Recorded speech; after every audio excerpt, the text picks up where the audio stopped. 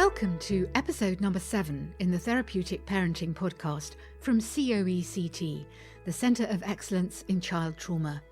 We are committed to providing people living and working with child trauma with proven strategies to achieve the best possible outcomes for families. I'm Serena Gay, your host, and today I'm talking to Jessica Jackson about sleep and the difficulty traumatised children have with it, and what this means for the parents. Jessica will be talking from her own experience about how she has coped and about how you can too. Jessica is an academic, a practicing social worker and the adopter of 2 sibling boys. She's the programme lead on the undergraduate social work BA course at the University of Derby. She also runs her own independent social work practice where her work is all linked to child trauma. She also works with COECT as a therapeutic parenting lead, offering one-to-one support to supporting professionals. Welcome to the podcast, Jessica. It's great to have you on. It's great to be here. Tell us a bit about your own life experience, because when it comes to this sleep question, you really know what you're talking about from hard experience, don't you? Yeah, so when our boys came home to us 5 years ago, we have had varying degrees of issues with sleep from both boys, really. But my youngest, who's now 6.5, still has ongoing issues around sleep. And we have managed to get him from very broken up, kind of 1 hour at a time sleep to managing 4 or 5 hours. And that might not seem a lot of sleep, but for the parents listening out there who may be really struggling with sleep, that might seem like a dream. So it has been an ongoing issue, and I've dealt with it professionally with families. But, you know, I hope to speak today about the personal impact on us as parents managing those sleep issues.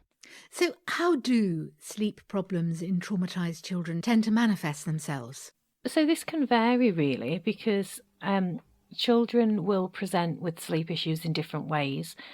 So we're talking about refusal to go to bed, trouble falling to sleep, trouble staying asleep, nightmares and night terrors, or waking early. And they're the key things that we do see with traumatised children. So what is going through their minds then when they can't or won't sleep? And why don't they just accept that they're in a safe home now and that their troubles are behind them? Yeah, that is the golden question, really, isn't it? Yeah. So, and I think this comes right back to what we know about childhood trauma and how it impacts the brain and the body. So there's a lot of research available to explain why sleep is impacted when trauma has occurred. So there's multiple reasons. There are things relating to the circadian rhythm of the body. So that's about how all of us interpret the world and interpret the day. So our bodies take in light and recognise when it's nighttime and are able to, recognise when it's time to go to bed. For a traumatised child, they might not have had the ability for their body to regulate itself in the same way. So they might not recognise and understand when it is time for bed, because nighttime might have been a time that their birth home was very lively, or there were things going on. Their sleep and the responses that parents gave to them when they woke may have been up and down. So again, it's a biological process, really, that their bodies haven't learnt to understand the circadian rhythm, so they're not quite ready for bed at bedtime. So that's one of the reasons, but certainly not the only reason. The other reason being, children who have suffered significant trauma and developmental trauma are more susceptible to nightmares and to night terrors. So I suppose the first thing to say is it's really important to understand the difference between the two. So nightmares are something that we all, most people have. Research shows that between 50 and 80% of adults still have nightmares. And they're something that, as many people listening will probably understand, you wake up, you still sometimes have the emotion connected to the nightmare, you feel, still a little bit scared, and it's hard to drop off to sleep again. Now, if you're somebody who's witnessed a lot of scary things in your life, there's more chance that your brain is remembering those things. And in the sleep process, you're ending up in having nightmares. So the difference between that nightmare and a night terror, and again, it's important for parents to understand this so they know how to respond to each. So night terrors are what's known as a parasomnia. So a parasomnia is a disorder of abnormal occurrences in sleep. Now, if as a parent you've seen a night terror, they are quite terrifying. So they will be a child screaming, thrashing around. It's not a nice thing to witness. But actually, they're much more common than people would think. So around 40% of children will have night terrors, but they tend to outgrow them. Now, because it is a parasomnia and it's a disorder, we would think that it shouldn't be more impacted if you've had trauma because it's not linked to memory. However, what it is a case of is night terrors occur in between sleep cycles. So without getting too technical, we fall into sleeping and our sleep happens in cycles. So people will have heard of REM sleep, and parasomnias occur between those two sleep patterns. So for children who have trauma, who are struggling to sleep, struggling to stay asleep and fall asleep, they are likely to be moving through their sleep patterns in a different way to a neurotypical child. And therefore they may well be more likely to experience a night terror. Now, one of the positive things about a night terror, that sounds a bit like an oxymoron, but a positive thing about a night terror is that the child does not remember. So the child will wake up and look at you, looking terrified next to their bed, as though, yes, can I help you? What are you doing here? And they're not aware of what's just happened, and they tend to fall asleep pretty quickly again. So although night terrors are really scary things, and they can be, there's not a huge body of research about this, but they can be more common in children who have had disruptions, let's say. They are quite a common occurrence in children. Now, the nightmares, on the other hand, are more likely to be linked to their trauma. So they might be remembering things. They might be having dreams about what's happening in their life. As anybody knows who's had a nightmare, they don't tend to be very logical. And they may be a fear that somebody's going to take them and somebody's going to come and move them or take them away. And that is one of the more common things that we do see. So nightmares are quite common. Another thing with children with trauma really is their inability to fall asleep. And this is the bit that parents really struggle with, because that bedtime routine, you've had a day, and anyone listening who's parenting a child with trauma, a huge empathy in the sense of the days can be long and they can be hard.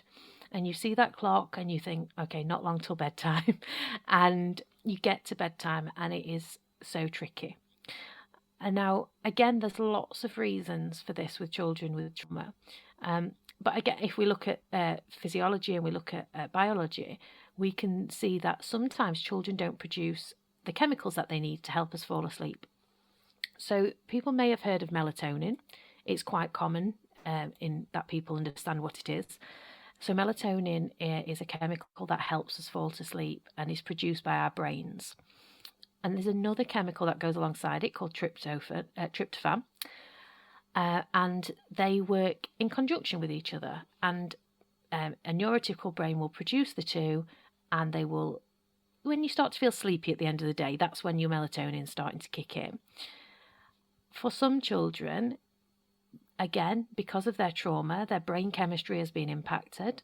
Their cortisol, which is their stress hormone, can remain really high throughout the day. So the brain is just not producing the melatonin that it should be. So it is a physical issue as well. It's not just emotional. Trauma has such an impact on the physiology of our bodies, on our brain chemistry, and it's really hard for parents living with it, but it's really important that they understand that so they don't feel that children are doing it to them or necessarily that children are really conscious of what they're doing. Yeah. Because, of course, from a parent's point of view, can they expect that their traumatised child, especially when they come new to their family, will really keep it up night after night for months on end?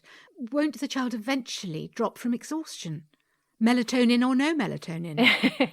Yeah, so this does sometimes happen. So we do see children who, after weeks of having hardly any sleep, they might sleep a night through, or they might get some sleep because, like you say, the physicality of the body. But we've got to not underestimate the power of brain chemistry. If you think about conditions like insomnia, people can stay awake for days and days on end. And our cortisol levels and our adrenaline keep us going. Anybody who's experienced a really stressful event, or, I don't know, if somebody's been taken to hospital or you're waiting for some news, you can often find yourself awake for a long, long time, and you think, oh, how did I stay awake all that time? Adrenaline and cortisol is in our bodies, keeping us awake, keeping us going. For children who have suffered trauma, their brain reaction, their cortisol production has been one of the most common chemicals released in their brain. So it's really common that this is at a really high level already. So, or I do want to make sure people have hope that there are strategies, that there are ways of improving sleep, but also understanding that it's not something that's just going to go away overnight. No pun intended. And Yeah. it's not something that is always led consciously by the child. There are times that it is more of a conscious decision by the child. Really? Okay. So if we think about experiences that children who may have been adopted or fostered or kinship care have been through, some children may have been in very chaotic households. So households where nighttime was particularly busy. If houses have been raided, and obviously as a social worker I've experienced the other side of this, in that I've seen some really traumatic events happen to in family homes, and they include police raids because of drugs or arrests, and they might include domestic abuse. Domestic abuse might be when nighttime might be when dad came home and dad was abusive, and they might not have even seen that, but the hearing of it is really significant. Or nighttime might have been when they were taken away. So they could have been an event, and the police could have come in and they could have been removed. You can be really triggered by anything that reminds you of that event. And if nighttime is one of those things, how scary must that be for our children, that nighttime isn't a safe time? And coming back to the point you asked about, do they just know they're safe now? It's their inner working model. They've never been safe. And we use the age-old analogy. If somebody thinks they're overweight and we tell them they're not, do they stop thinking they're overweight because we've told them they're not? No, of course they don't. It's their thoughts about themselves. So if we tell a child they're safe, does that make them so? And also, they might have been told they were safe before when they weren't. So I think it is a process, and it's a tricky process to move through, really. Yeah. And of course, meanwhile, while we have tremendous sympathy for the traumatized child, the parent or parents are going through their own sort of hell, aren't they? With constantly interrupted nights, preceded by long days, full of challenges coping with their traumatized children. So let's talk about where the hope lies. What strategies can we come up with for people to cope? Absolutely. So, yes, and this is something that I can say as a parent, I wholeheartedly can say I've experienced. So, as a professional, I can give you all the information about why it happens. But when you're still awake at 2 a.m. and, and you've, like you say, you've had a day of it as well, and you're doing everything you can to love this child, to connect to this child, to provide a safe space, we need self-care, we need rest. And we can slip into feeling that the child is doing things on purpose, and we can really struggle. And sleep is so important. And sleep is really important for repairing trauma. Because the other thing that I would like to say before I move on to this really is REM sleep is a really important stage of sleep for another reason in trauma. And And the reason for that is that REM sleep is a stage where we say that it heals, and deep sleep heals trauma because it helps. The process of sleep helps us categorize our memories, and it stores memories, so it helps process experiences. So if you're not sleeping well, that's why we sometimes get a bit brain foggy and we can't remember things very well, because it's not being processed in our sleep. Right. So strategies will depend on what's presenting. So if, for example, you have a child who's struggling to fall to sleep, and you think it might be because they're hypervigilant, they have high cortisol levels, they're just one of those children that's really on the go and they just never come down. We take our knowledge and our strategies around this from what we know about trauma, but also other neurodevelopmental disorders where there's high energy in the brain, like ADHD, because there's lots of bodies of research around brain chemistry. So we cannot recommend that people go out and buy melatonin, unfortunately, because it's a prescription-only drug in the UK. That said, I'm sure there's people listening from all over the globe, and melatonin is something that can be bought in other countries as gummies. Yeah, they're just gummies that the child chews, and it's a lower dose, but it's a low dose. In the UK, it is prescription only. And it's been clinically proven to work, has it? Yeah, so melatonin is used a lot in sleep disorders in children, and having worked for different organisations and worked with different carers and children, I've managed children's homes, so worked with children for a long time. It can have a really positive impact on them, but anything you're going to put into a child's body, really. And my opinion on that is not relevant here. It's just that I just want to make sure that everybody's aware that it is prescription only in the UK. So I'm just being clear on that.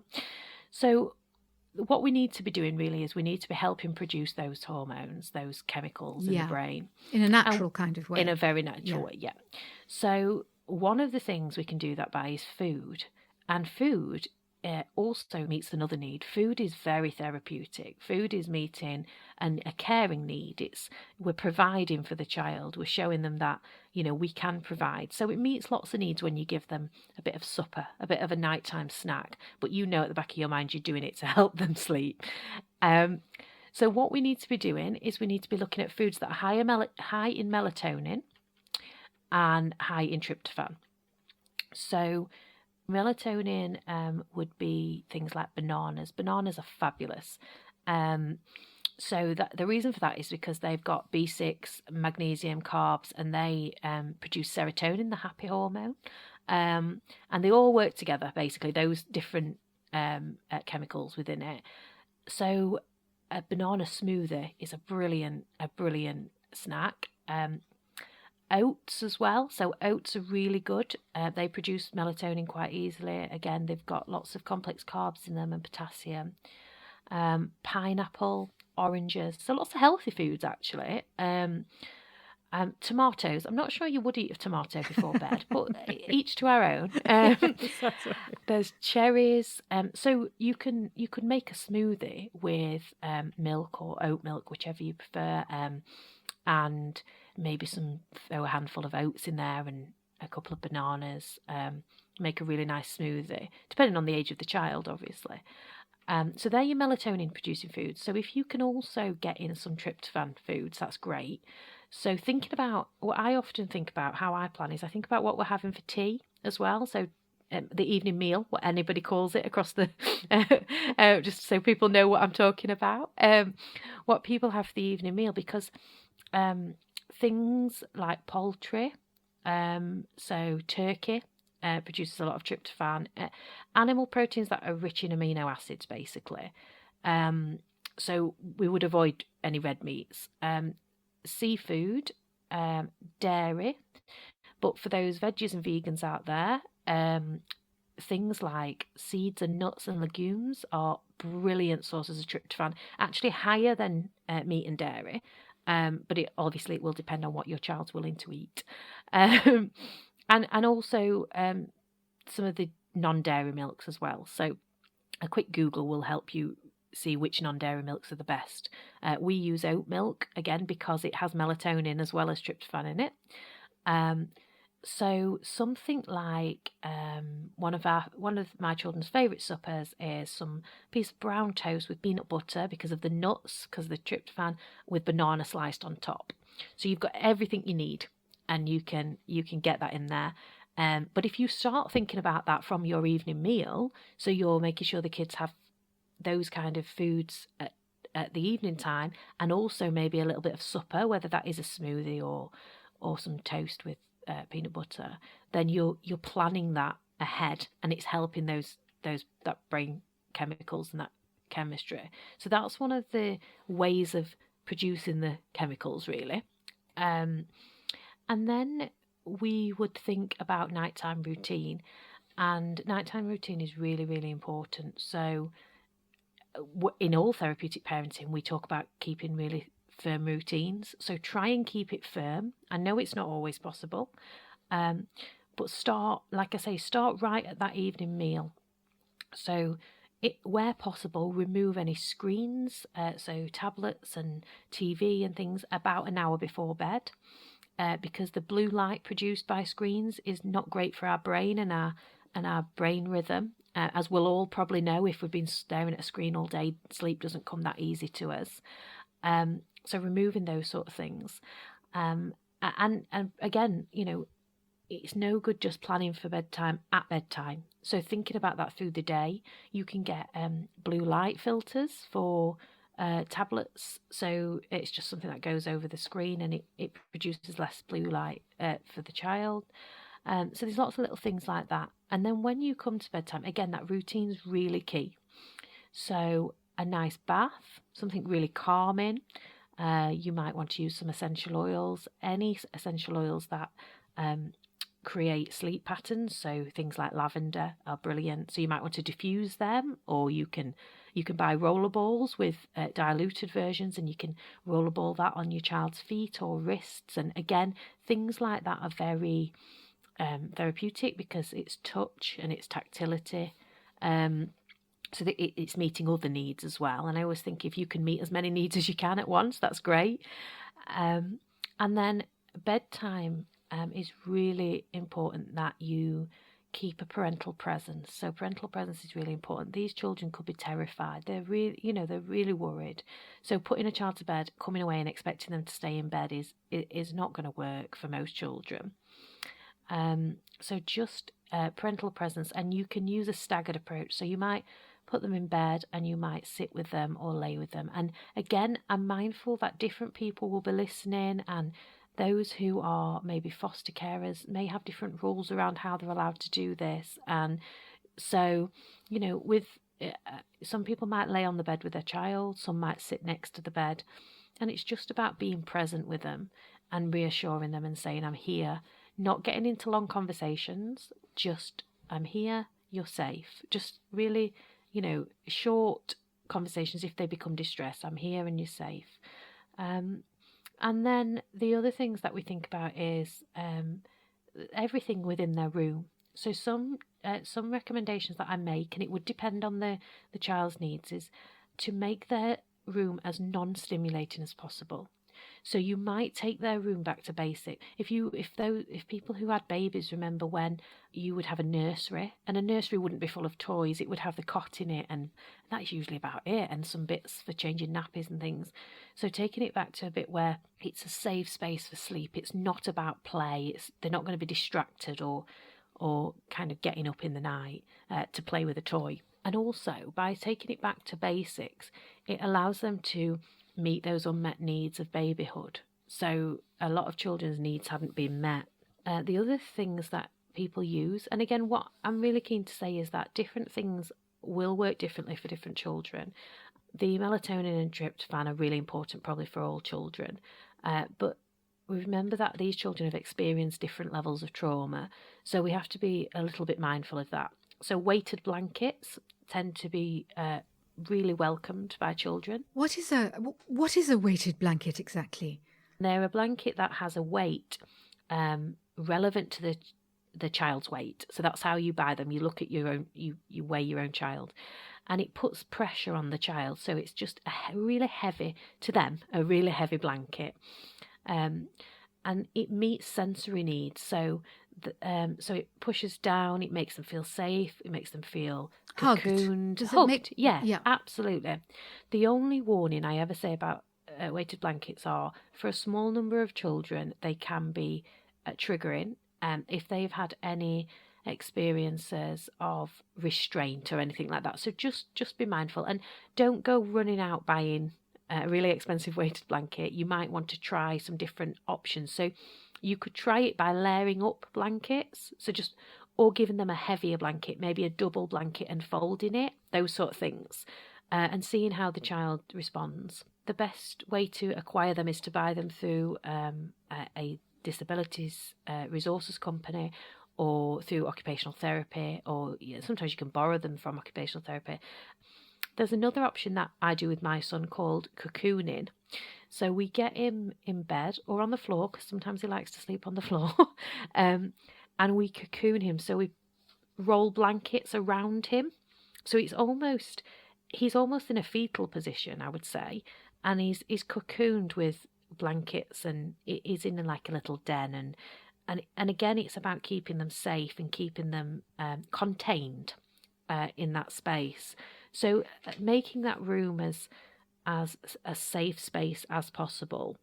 We would always say parental presence is really important, but you might have a child whose trauma occurred in the bedroom, and they might not want an adult in the bedroom with them.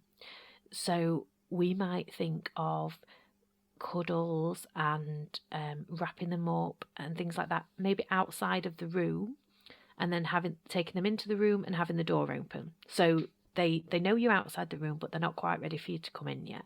And that's absolutely fine. We have to respect the children's experiences.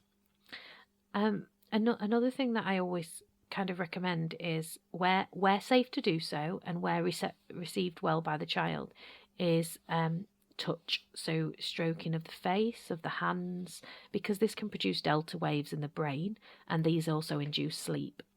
Delta waves in the brain. What are these associated with exactly? So these are associated with happiness. So delta waves are something that produce a feeling of contentment and happiness. And if you think about there's a body of research around havening and delta wave therapy. And if you think about, if you're feeling stressed, you might wring your hands or rub your face almost instinctively. The theory and the research that's presented is that is because we're trying to create our own positive responses and delta waves. But even for that child, if it doesn't, it's touch, it's you, them recognising that you're there. And empathic commentary is really, really important. So I think, I understand that you're tired. I see that you're feeling very sleepy. I see that this is really difficult for you. What can I do to help? Or I'm here to help. And just kind of really keeping calm. And that is so hard when you're really tired. Gosh, really hard when you're tired. It really must be. And I mean, is that something then that you would also do, say, in the middle of the night? Because we've talked a lot about strategies, as the child is going to bed. But if it's 3 or 4 o'clock in the morning and they're summoning you again and again, then I guess some of these strategies of talking to them in the corridor, outside their bedroom, if necessary. Yes. Stroking them, putting the weighted blanket around them, around their shoulders, outside in the corridor, and then quietly leading them back to bed, I guess. Is that part of it? Absolutely, yeah. We need to try where possible, and nobody's perfect. If you're woken at 4 a.m. and you don't follow it exactly, you've not broken your child, I promise you. I think people really worry that they've, if they don't stick to it every time because they have a bit of a wobble, that it's all ruined. You really haven't. So the couple of things about waking in the night is this can be difficult for those who have more than one child, because they might be waking the other child as well. So you can fit some door alarms, so an alarm that tells you if the child comes out of the room, but it tells you in your bedroom. Baby monitors are brilliant. My children are 8 and 6.5, and they still have baby monitors. They're two-way monitors, so we can talk to them through it, and they can talk back. And if a child, so that again, that's reassurance. So, you might know what they're doing. We have camera ones because we just want to know that they're safe and that they're all right. And by looking at them, we can kind of work out what's going on for them. But if they've left the room and they just say you're downstairs and they come down and they say, they just walk downstairs, you would just say, oh dear, I see you're up, or I think you're in the wrong room, or something really soft, and you walk them back upstairs and you put them back down, and you do all the things you would have done initially, and hopefully they will fall asleep a lot quicker because they've just come out of a sleep. So yeah. And you haven't upped the ante by getting angry with them or excitable. Right. Yes. And I think that's one of the key things. And this is why I say to people, you're not going to get this right all the time because we're human and we're tired.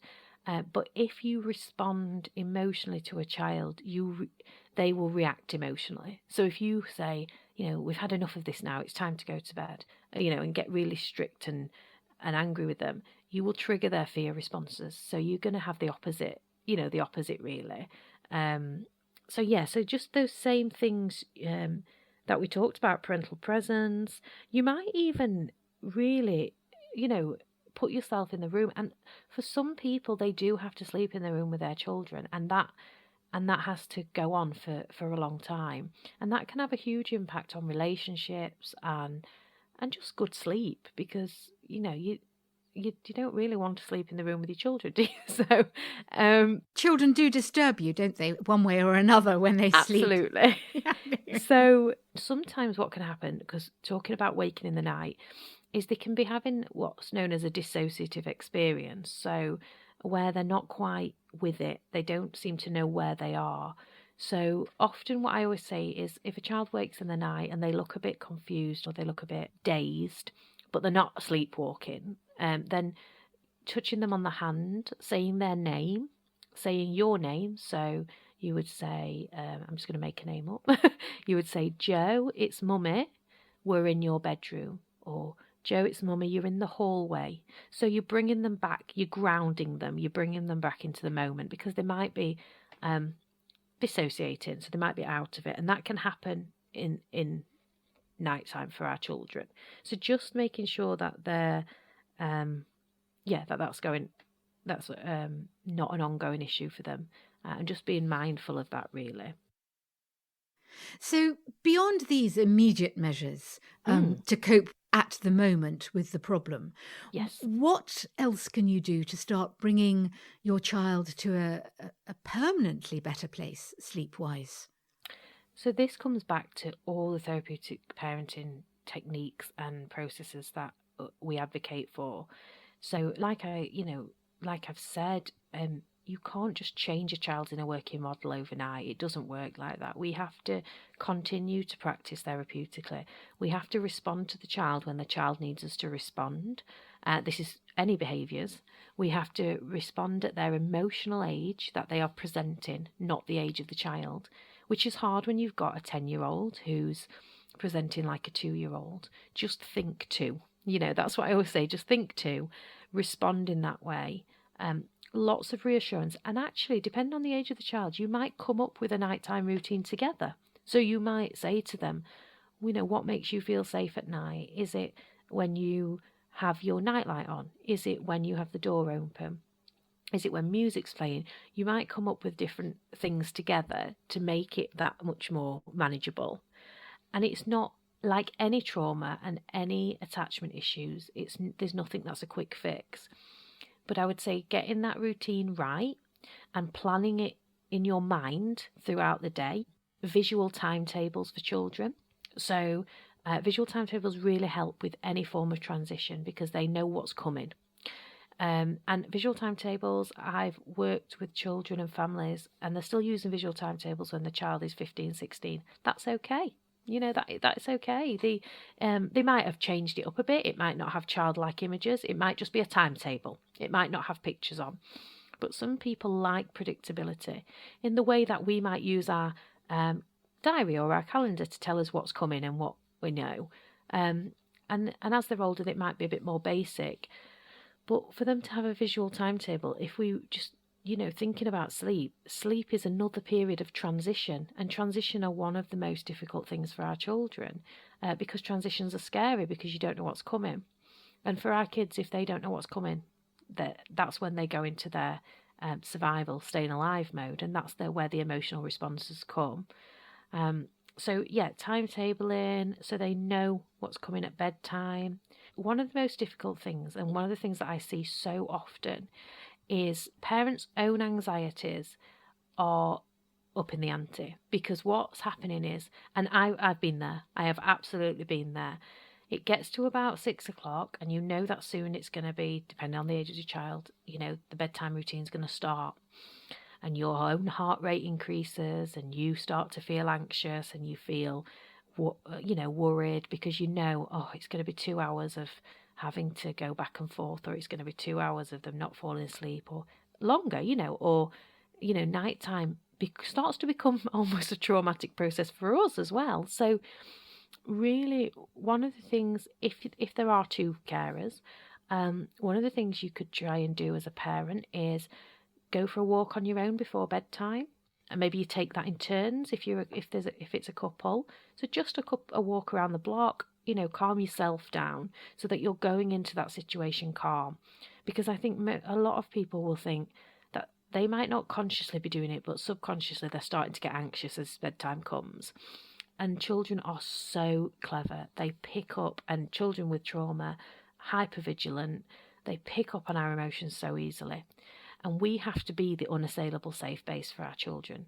We have to regulate them in the same way an adult regulates babies. We have to teach them regulation, and that is tricky. So this is only for couples this will work, but if you're the one who always does bedtime and it's becoming you're not managing and it's getting worse, tag team a little bit. Say, your emotions are getting high, swap, let the other adult do it. And that's not always possible if you're a single parent, obviously. But just do something just before bedtime, or maybe go into the kitchen, have a cup of tea, try and bring your heart rate down, try and get ready, and try and go into bedtime with a positive mindset. And give yourself lots and lots of self-care breaks whenever you can find them. So that break might be, in the middle of the day when your child's playing on a game, or if children are still in school, while they're at school, have sleep. It's fine. You don't have to do everything. That's really, the washing will get done. You don't have to get everything done. So really looking after yourself. But as children become safe, feeling safer, and as children start to heal, their trauma starts to heal, and they start to build new brain synapses because of all the love that you're giving them and all the stability and all the care, sleep will improve. And I'm not saying that it will suddenly be okay, but it will improve because they will be able to produce those chemicals, they will be able to feel safe at night. And when their sleep improves, your sleep will improve. And you're speaking from personal experience on this. Do you now feel that your own sleep patterns are beginning to re-establish? Yes, to be open and honest, my youngest son still has sleep issues, but he now sleeps about 6 hours a night, which for us is fantastic, and that he's got lots going on, and also for him is fantastic because obviously that it's not great not sleeping. So we to put it into context, he's been with us just over 5 years, but for the first year we had no issues with his sleep. So he was 1.5 and he was a good sleeper. So he did wake up, but 1.5-year-olds generally do. So he appeared to have fairly neurotypical sleep patterns. So as though, so we were lured into a little bit of a false sense of security there. But when he hit around, I would say 3, that's when the sleep issues started to, and we had regression. And again, sleep regression is quite common in all children, so that's not always linked to trauma. As many parents will know, they think, oh, he's sleeping through the night, and then, something happens and they don't. At one point, we were at a stage where it would take him, if we took him up to bed around 7, it would take him till at least midnight to fall asleep. And then he would be up around 2, around 4, and then he's always up for the day at 5. So he was getting nothing really. And for us, that was really, taking its toll, especially as parents of more than one child. And working parents, and now he sleeps solid for about 6 hours. Sometimes gets up, but kind of gets up, goes to the toilet, goes to bed, like a lot of children would do. And that's probably taken a couple of years to get there, to get to that stage. But we saw improvements along the way. So I don't mean, we saw nothing for 2 years. He started sleeping better. And then what he does, and it's interesting your point around exhaustion, is probably once a fortnight, he sleeps for about 9 hours. And there must be an element of his body just saying, I need this. I really need this, and overtaking. Yeah. But he is that. He's doing so much better. And the techniques that we use really work. And one of the things I would say is there are times we don't follow the routine and we feel it. We really do. So if we've had a really busy day, and I just think, we'll skip a bath tonight, he can have it tomorrow, or they had tea late, so I'm not going to give him his supper, or anything like that. Anything that changes, and we don't get regression that goes real back to the early days, but his sleep will be affected. So, and we forget. So one of the things, if I would say the key things are for me with everybody, that I would say is consistency is key, and just keep trying, because you're not going to see it change after the first attempt. You might see some real changes as you start to put strategies in, but you will see it over time, and you need to you try something, keep trying, make sure the child knows you're in control, you're safe, and you keep trying. The only time you ever stop is if you really think that is something that you're putting in is causing distress to your child, and obviously parents are able to pick up on that. But just keep going, because I promise it gets better. Oh, thank you, Jessica. I'm sure this is like real pure gold to the many podcast listeners that we're now getting, and will have answered so many urgent questions and silent pleas for help for people who are just so exhausted and don't know how to deal with their child who's not sleeping at all well. So thank you very much for this. It's been fantastically useful. To find out more about COECT and to access help, please visit www.coect.co.uk or head straight for the Facebook page, where you can get answers 24/7, including at weekends and on public holidays. The Facebook link is either at the end of the daily bulletin, emailed by COECT to you, or it's in the show notes to this podcast episode. The podcast is listed on Apple Podcasts, Spotify, Google Podcasts, Amazon Music, and lots of others. Find us on one of those sites, and you'll also find the subscribe button to press to automatically receive this podcast every week. We'd love you to leave a review for the podcast on one of those sites. It'll help other people find us and find all our helpful advice. Bye for now.